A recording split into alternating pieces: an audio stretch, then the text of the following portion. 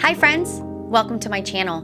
My name is Dr. Gwen and I'm a clinical psychologist who's obsessed with empowering disabled individuals and the amazing families and systems that support them.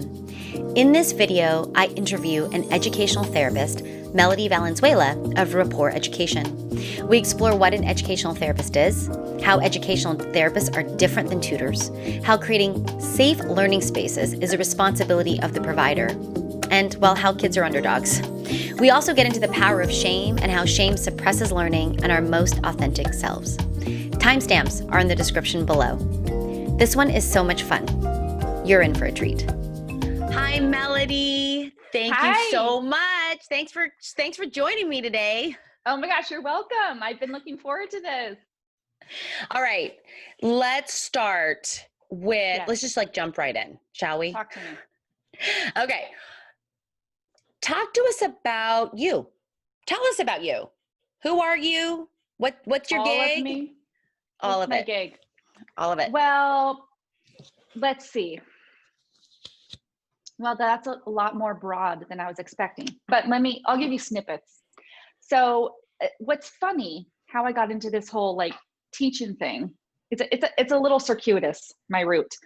I went to school for Spanish language. I studied Spanish language because I love how language and cultures interact. I love picking apart language. Why do you say it like that? In Spanish, they have a saying for the straw that broke the camel's back. And they say it as the drip that tipped the pitcher. It's so cute. I love learning that kind of stuff. So I went to school for that. And then I'm a musician as well. So I was recording and writing music, singer-songwriter. And I started tutoring to kind of pay the bills. Because I was when you're just starting out as a musician, it's rough. It's rough on everybody, especially in LA. So I started tutoring and I loved it. Because I've always loved kids. I've always loved kids. I was the kid at church that went to the nursery right after service to hold babies. I would take them to their parents. Totally inappropriate. I would take them from the nursery and take them to their parents. I love everything about every age. So I started tutoring and it was great for me.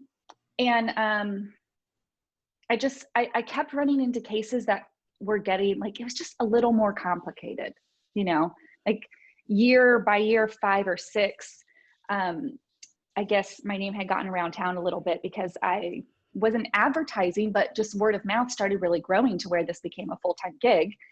And my cases were just more and more difficult. And I started having to really consider why these kids were struggling. And most of this was math at that time. Why are these kids having such a rough time? And the parents are, totally stumped. They're it seems like she understands the material in class and then she takes the test and she totally blows it. Or the teacher says she's doing fine, but at home it doesn't really seem like things are clicking. So yeah, I just started getting these kids where I really had to dive into talking to the parents and the teachers and the student to feel out what it was that they were experiencing and where the struggle was coming from. So then I decided I need more school for this. I'm Spanish major, singer-songwriting. Well, that relationally, I think helps, to have that curiosity about language and how people think and how they interact and how they communicate. That kind of feeds in, and kind of the artsy, intuitive nature of songwriting and music and connection with people. So I think those feed into it, but I needed more schooling. I needed to learn specifically, okay, I've got this kiddo, I'm seeing this issue. How do I deal with it? So that's when I went to school for educational therapy. I love it. I absolutely, and I love hearing people's origin stories, right? Because this place of creativity and curiosity, which leads you to becoming an ed therapist or an educational therapist. Let's get into, what is an educational therapist? What does that even mean? What does it mean? What does it mean? It's such a new, no one knows what it means still. It's so new, right? We're really talking about this field growing in the US since the 70s. So, I mean, the title I think is gives it away, educational therapy. We're working on education, but it's the therapy. When you're in therapy, you're building habits to maybe break down something that's not helpful, that's not serving you. And then you're building new habits that do serve you. So I'm doing that in the realm of education.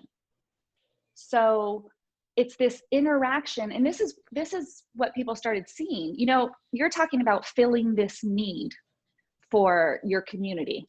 You're working with your clients, and what is this need? This need for my students that are in transition, and how do I fill that gap? So in the 70s, we're like, okay, I'm not quite a teacher, I'm not quite a therapist, but there's a need here where we need to bring these together and make this make sense. Why are kids struggling? So an ed therapist will, I mean, it's so multifaceted. It's so, like I was saying with some of my families, let me help you figure out why your kiddo's having a difficult time learning. But it's also, you know, once we start to kind of figure out what's causing the problem and to kind of try to remediate the issue academically, what we're doing is using research-based practices to say, hey, this is how reading comprehension works. These are the proven ways, or the most studied ways, that give us the best results. And so we're going to use these specifically, intentionally. And, you know, which makes it different from just education within a broader classroom where you have a teacher teaching to 25 or 30 kids, and it's just straightforward covering the curriculum. But there's not a real opportunity to address any underlying issues. So an educational therapist will address those underlying issues. And the cool part is that, yes, we're going to use this, we're going to teach the subject matter. We're going to, like, when we talk about the differences, I think this is part of the confusion for people when you say educational therapist. Like, isn't that just the same as a tutor? No, totally not. That's why we call them different things. There's a tutor and then there's an educational therapist, right? Yeah. So a tutor will mainly focus on teaching the content. So you've learned this at school, it didn't make sense.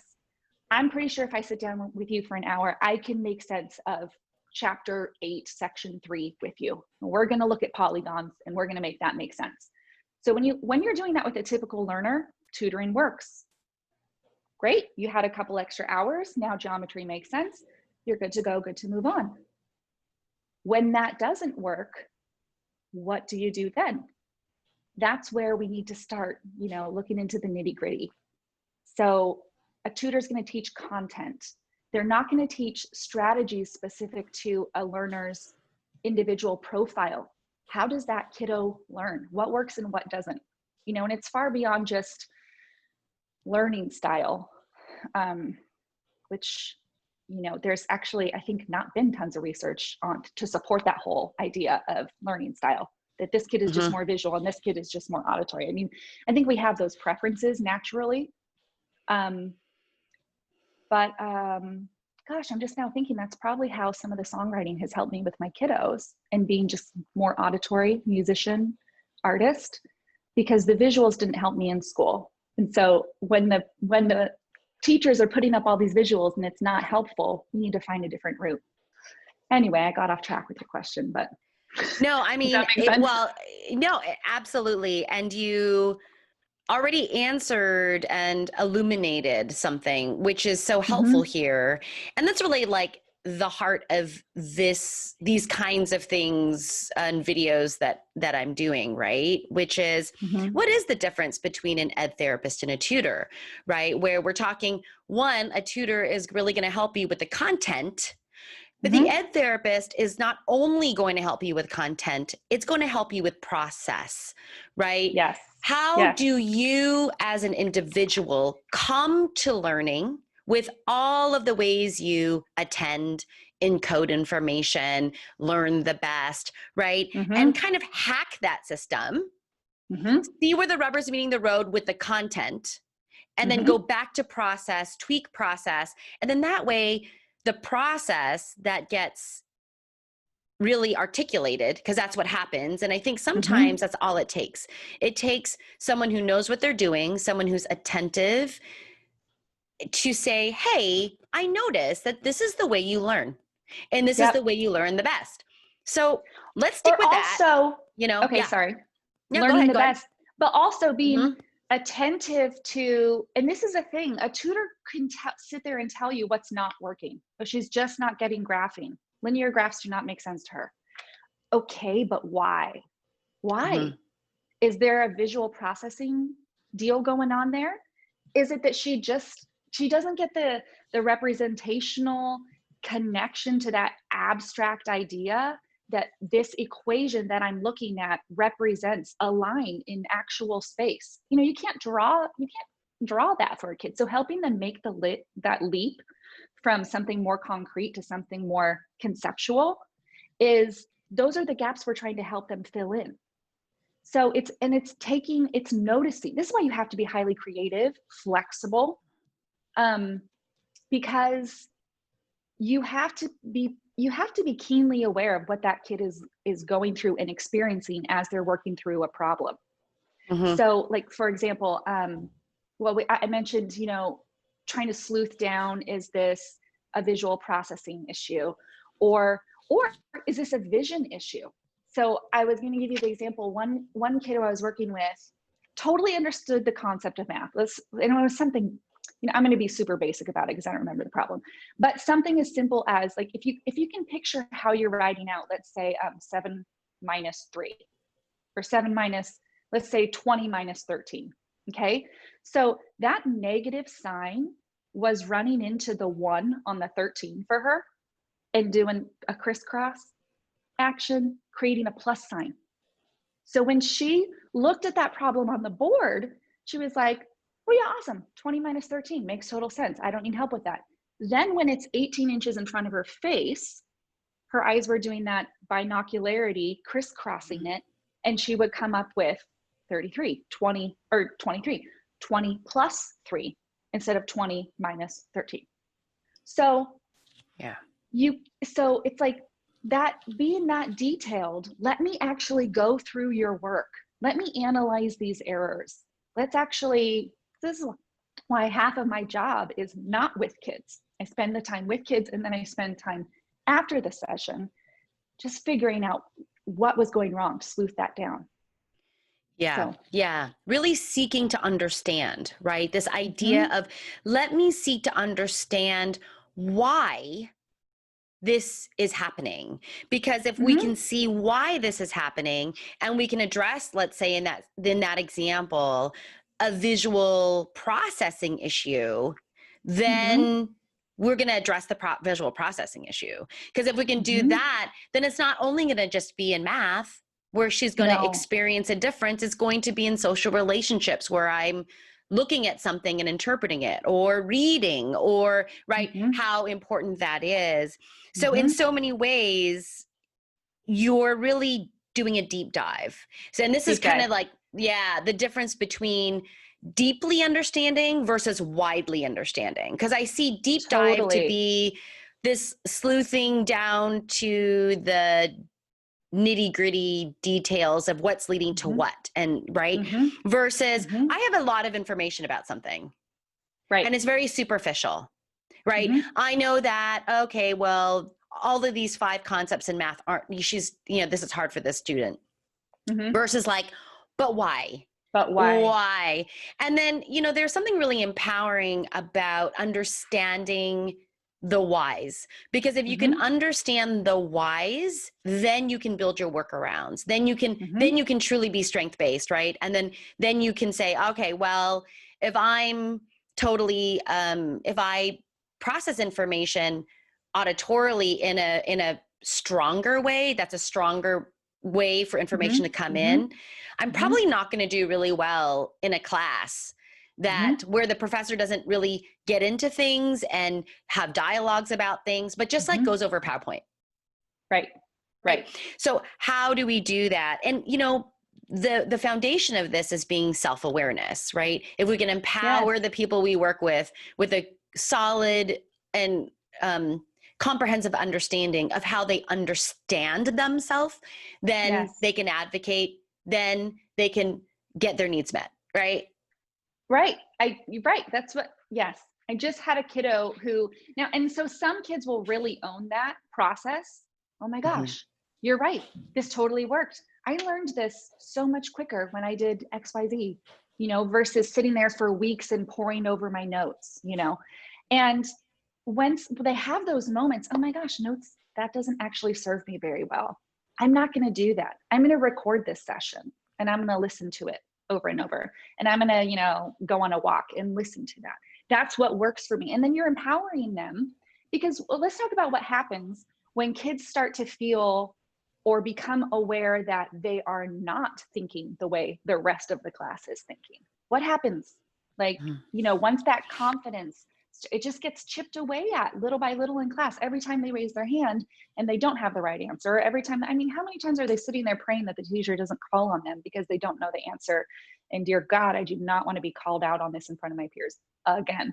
Confidence just starts being chipped away at little by little. And once they're on that trail, they're in real danger of being able to attend to their situation. They're not even aware most of the time how anxious they are in class. But good luck trying to understand anything when you're in that anxious mode or that self-defeated mode. So this is what a lot of the kids are experiencing, and they're in, the class is so large, or even if they're in a small group, there's the potential for constant comparison. My neighbor can read this much more quickly than I can. So so we're building in them self-awareness that does empower them. Hey, this is what I'm not so great at, so I'm going to do it this way because I'm actually really great at this way. Yeah. And it becomes a strength-based practice. Yeah. And I think it's a little bit kooky, right? To say, in order for me to truly utilize and parlay my strengths, I have to know what's hard for me. I have to know those things. And so I think there's this misconception when people say, oh, I'm totally strengths-based. I'm a strengths-based therapist. Oh, we write goals to strengths. It's like, that's great, but you never looked at the weaknesses, which you have to do. As in order to be strengths-based, you have to look at weaknesses, period. You don't I know know what you're it's strong at.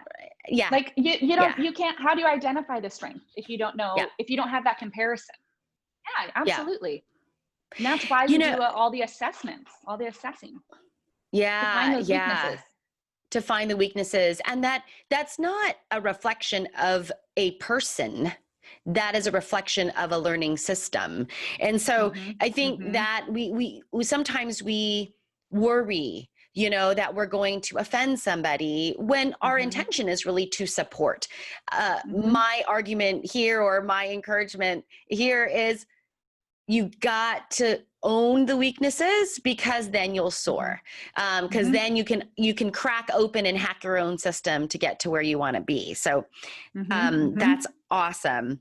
You've been touching upon these concepts that are related to psychological safety, right? Yes. So this idea that we need to feel safe in order to learn. Right. And how risky learning is, because learning is kind of risky, right? Learning, when we're learning new things. So it's showing what we don't know. So you've been talking about kind of the effects of what happens. And I hear this a lot in my clients who have learning disabilities, which is, I always feel like I'm working harder than everybody else to get what they're getting so easily, and how that works. And so there's this really, going back to the words or your title, educational therapist, that there's a therapy part to this. Talk a little bit about the importance of, for you anyway, psychological safety in the process of learning and empowerment. Yeah. So you make a good point that learning is a highly, it's a risky endeavor because you're so vulnerable. Like, these kids are walking into a situation. First, let's see what this feels like. Okay. Here's the problem. Yeah. Okay. I get excited about this. Yeah, let's do it. Okay. So I feel like so many just, parents, professionals, just adults in general have forgotten what it feels like to be a kid. How much power do kids have? This is an adult world. Everything is controlled by adults, everything. So they're already in they're the underdog. They're coming at this without any power and any control, right? So they're walking into an office. Let's say they come to my office. I'm a total stranger and they know they're there for extra help, right? How does that feel? You're 10, you have no control, you're meeting a stranger for the first time, and mom is talking about you. That's not great sometimes. And this person's going to help you because you need help. So that kid is coming in totally loaded. So my job is to be excited to see them, because I actually am, because I already like them. They need to feel that, to come into a space. This is why the office has mild colors. It has lots of neutrals. We're dampering all the noise that they've heard all day, all the questions, all the probing. Come in and feed the turtle and just give them a second to feel safe. Look around the office. Oh, there's cozy things here. I can grab a snack. So we're in a lot of ways breaking down some damage that's already, that they're just walking in with. So it's not like, we don't start out with a clean slate. We don't get to just paint this pretty picture, this comfortable picture for them. We have to start right at the get-go, breaking down some of that mindset that's hurtful and harmful to their learning. So I think I think creating that space where they can then learn is huge.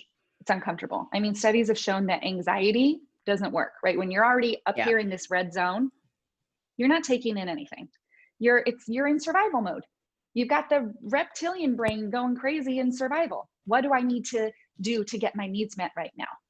But if we're meeting the needs, we start out meeting the psychological needs. You are safe. You are liked. You are welcome. I'm excited to be with you. I think you're smart. I've never worked with a dumb kid. That's impossible. So and this is my whole job, is to make this make sense to you. I tell my kids, I think this is probably one of the things that I repeat most often to my kids.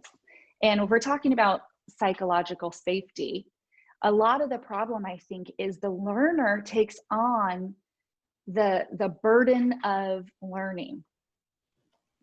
And to help them remove, or at least share, that burden.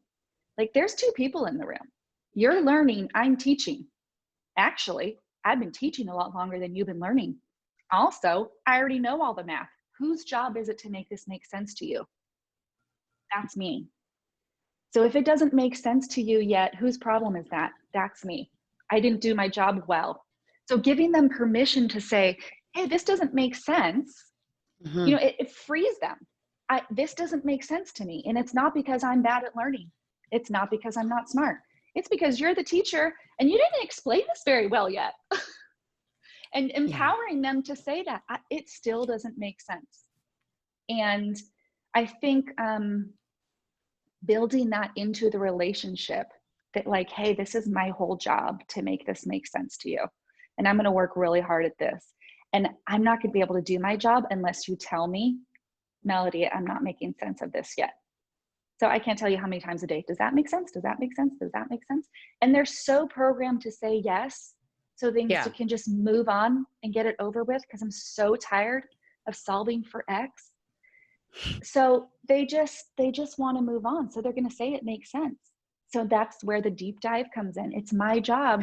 It depends on the kiddo. Sometimes I'm like, well, prove it. Explain this to me. And sometimes I just try to explain it a different way to see if the light bulb goes off, because you can tell when they're like, aha, they start saying, okay, let me try this one by myself, when it makes sense. So if you ask if it makes sense and they say yes, they're going to say that anyway. Some kids talk about psychological safety. Some kids are so afraid of hurting your feelings as a teacher that they're not going to tell, like they go full scale codependent here. I have to make my teacher feel okay about what they taught. It's not even I have to make them feel like I'm smart.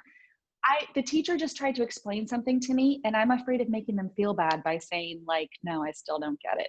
So all that weight is on the learner. So to start to remove that weight, the burden off of learning, removing it from the learner creates psychological safety for them.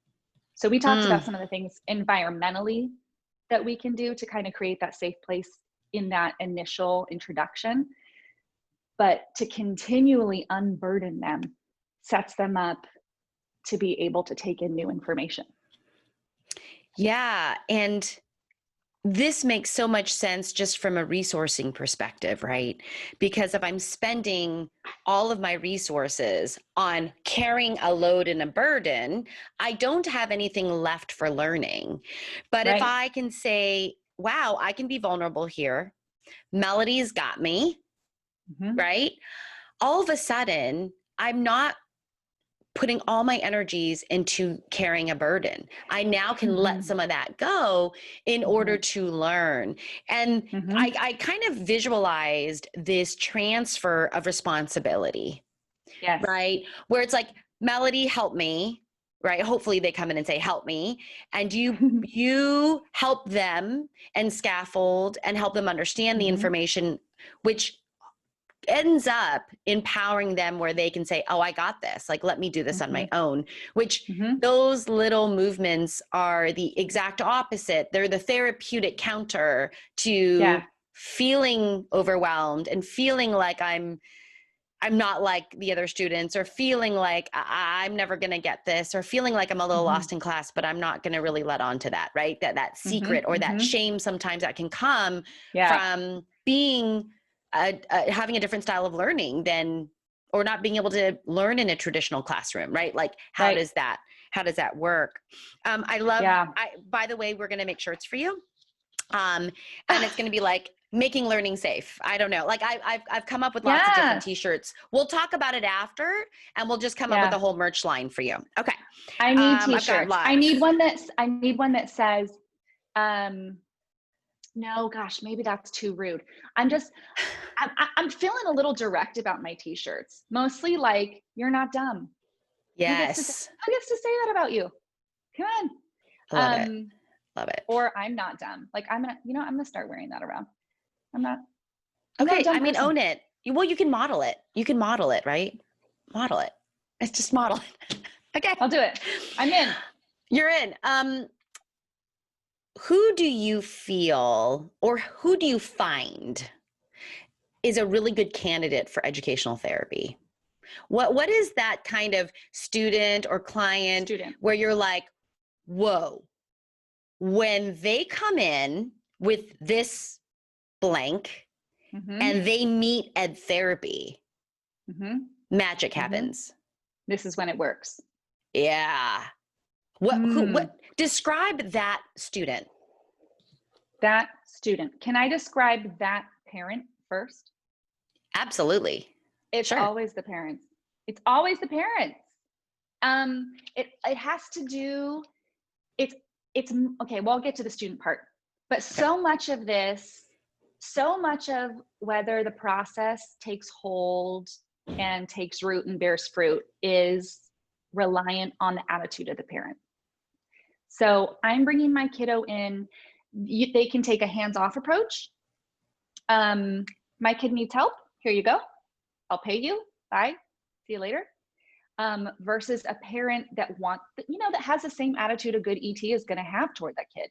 I like you. I'm concerned. I'm engaged. I want to hear how this feels to you. I want to know what works and what doesn't work. So a parent with that attitude, first of all, at home, they're passing on that attitude to the kid.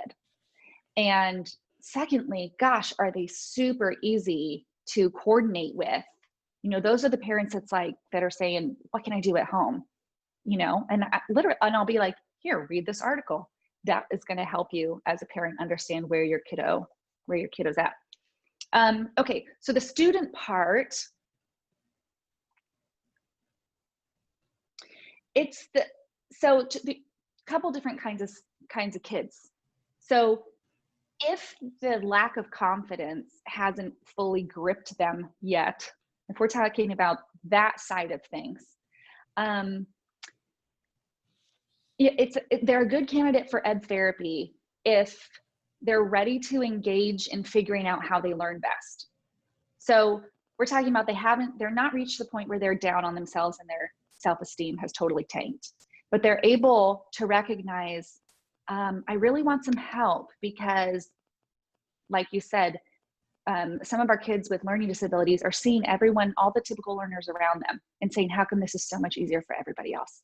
So when the kid comes in, knowing there's something I really need help with, but there's not that feeling, they haven't reached the point of defeat or hopelessness.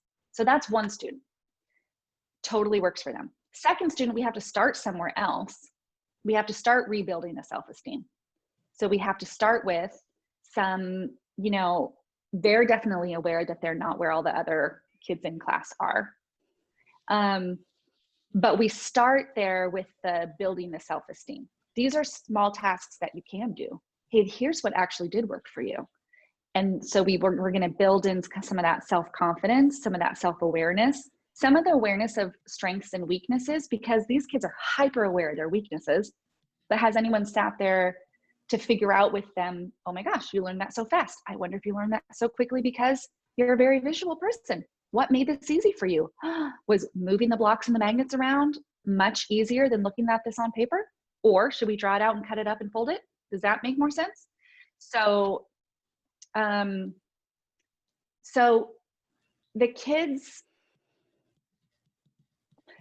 I get so excited about how to teach this that I literally forget where I started. But so we're going to start with self-esteem and confidence, building some small successes so they can rebuild themselves, and then build some awareness, and then want to start hitting the issues and tackling the issues. Yeah. So because educational therapy is so much about understanding your process of the way you encode the world, take in the world, and what you do with it, right? Specifically as it applies to academics, Education. a lot of times in education, right? Then a good candidate for ed therapy, and you referred to it earlier as ET, right? So a good candidate then for ET is someone who is willing to be open to this process of building self-awareness, be able to have some resilience to look at oneself, right? To have some ability to introspect with help. So right, with help. And that's where I'm saying the parents come in. Because if you've got a parent that is absolutely unwilling to help identify or is in total denial that there could be anything atypical going on with their learner's process, then it's going to be really hard for that learner to get anywhere. But if the parent is at home saying, oh my gosh, let's figure this out. Hey, we found someone great that really wants to help you understand how you learn. Wouldn't that be so much easier? If you understood how you learned, then we could just teach that way. And then we'd have all kinds of success. That's the short path. Let's do it. Versus a parent at home that's just saying, I don't care what these test scores show. I don't care what the psychologist says. My kid doesn't have any issues. Or maybe they're saying they agree with, yeah, my kid is some level of struggle, but like there's this acceptance mentally that hasn't fully found its way to the heart where the parent, there's still a level of denial. They're not really willing to help share responsibility in building awareness in their kid. Yeah. This kind of what I might call building a culture of curiosity, right? Where, you have a culture of curiosity in your office and in your mindset, and you want your student that you're working with to also be curious versus judgmental, because the judgment is what's taking things down, right? The judgment's what's closing things off, versus being curious opens you up. So this idea of also promoting curiosity in the parent or that system to say, hey, we don't need to, this is really not about labeling or judging. This is really about understanding through curiosity, being open and curious, which then can lead you to answering or meeting the need, whatever that is. There's no judgment there. It's actually very A/B, right? Yes. Yes. I see it. It's clinical. I need it. Yeah. Yeah. So you hit upon this just a little bit. Some parents get to you maybe because, or students get to you because they've been referred by a psychologist, let's say. How are other ways, like how do parents know, oh, maybe an ET or an ed therapist would be helpful here? Like what would some of those flags be maybe? So versus a tutor. So a lot of times, I mean, it's a little bit complicated because you have a toothache or you need a teeth cleaning, you go to a dentist. Parents know exactly who to call. So ed therapy is so fresh that it can be hard to know that that's actually a resource out there. So referrals from psychologists this is when the parents have already identified that there's something going on with my kids learning. The teachers have identified it maybe for the parents and cycled them through a psych to get evaluated. So, but when you get to the point about the tutor, how does this compare as opposed to a tutor? It's like they've already tried tutoring, They've already seen, okay, this kid is working his behind off and he's still getting C's, and he's a smart kid. I know he's smart. Like he's super jokey. You know how kids just sometimes have that super quick wit and you say something snappy and they snap back at you. So there's a bright kid there. So it's when you see the brightness not spreading, not finding its way through the academics, that you need to start to consider that there's a block there. Or you've tried tutoring. This kid's working so hard, he's still getting a C or a D, or he's not passing, or he understands it in class and then he fails the test, and you've tried tutoring. So we talk about, so in the public education system, we talk about this like 3-tiered support system. So you start with kind of tier 1, and if tier 1 doesn't really,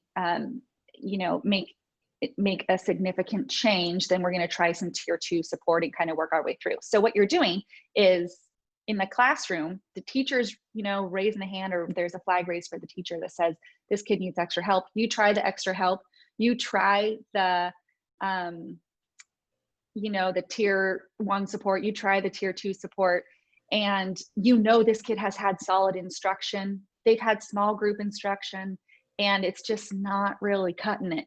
That's when you need to find an educational therapist to say, we need some intensive intervention. So if you've already come through the psychologist route and you have an evaluation, then an ed therapist knows exactly what to hit. We're going to read the report, we're going to talk to that psychologist, and we're going to say, these are the strategies that I'm going to implement, just kind of fundamentally out the gate, and see what sticks. But otherwise, if they haven't gone that route, we're going to try that intensive intervention in the areas that kind of show themselves or just show up as we're working on things, and hit those. Does that answer your question? Yeah, I love that. I love that idea of, because if we're really being curious and we're throwing things at the wall, right, and paying attention to see if they stick or not, and they're not sticking, right, and maybe we've thrown them a few times, because sometimes we just need to throw them a few times, and so, right, we escalate this, right, because that's what the need is showing. Again, there is no judgment there. We meet the need where the need is presenting itself. And that is really, I think, the most authentic way to see people in our life that we care about and we love, right? Mm-hmm. Whether that's in our Mm-hmm. families, and you spoke a lot about parent support and how the culture of the family is so important in this kind of mentality of a learner, right? Mm-hmm. What is the culture here of, what's the culture of making mistakes and being yourself and all of these great Right. things that are happening. Right. Right. So that is, it's kind of like this, it's almost like by the time it's almost like there's more sleuthing that needs to happen. We need to figure Yeah. out why everything we've tried Mm-hmm. in this educational space has not worked. That's maybe where, And an ET comes in. Yeah, go ahead. yeah. And you start to consider, we've tried all the academic tools. So Mm-hmm. what is interrupting the learning? And Mm-hmm. looking at the whole human. We talked about psychological safety being so important. When a tutor is going to look at, or a teacher is going to look at, educationally what's happening. Mm-hmm. An ed therapist is going to look at the whole setting. What is that kid's environment like at home? What is this kid's history? Is there trauma there? What other professionals need to be involved on this team to help fill in the other gaps? Because it could be a learning disability. It could be a processing issue. It could be trauma. Yeah. So helping the parents identify, asking all those probing questions. Okay, she's not doing well in math. I hear this all the time. Well, mom's not good at math, so I think she's just not a math person. Doesn't exist. Kids can learn. Our brains know. Our brains are built to learn. We're built as people to expand and grow. So when that's not happening, what's the block? Like, what's the kink in the hose? Yeah. So so that's part of the therapy aspect of it too. No, we don't provide psychotherapy. We're not psychotherapists, but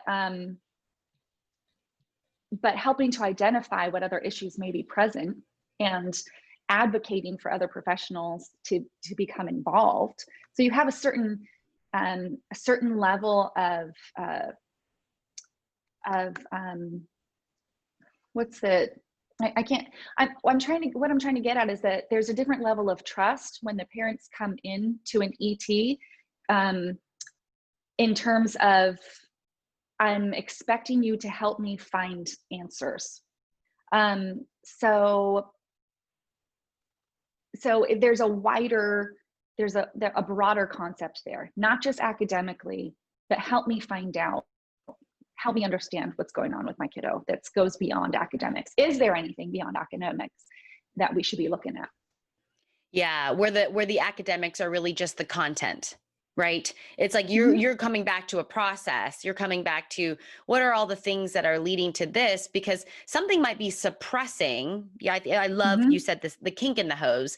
Mm-hmm. What's cutting that off? What's cutting off the flow that we might expect, and the flow that we might say makes more sense for Mm-hmm. this kiddo, Right. that We kind of expect the sleuthing. flow. Yeah, We but it's not expect the flow happening. to, yeah. Yeah, Mm-hmm. yeah. Which is so lovely, because then there's this assumption of competency, which Yes. is such a beautiful place when we approach any human being with the presumption that they are competent. Mm-hmm. That already sets the stage from a feeling perspective, right? That Mm-hmm. emotionally we're saying, and transmitting, because that's what happens with Mm-hmm. emotions, they're transmitted, that Mm-hmm. we trust and respect you in the space that you're in. Yeah. Let's Right. start there, and then let's go. Okay. Yep. I know you Yep. and I could like talk it. on and on and on about this. Forever. So I end all of my interviews this way. Mm-hmm. So I'm I'm not feeling going to, nervous. I'm already nervous. What is there? right? This is a weird question. This is going to be a weird question. What's No, going on? it's not. It's not. Okay. Okay. If you could only choose Mm-hmm. one skill to empower with your students, what would it be and why? Shame removal.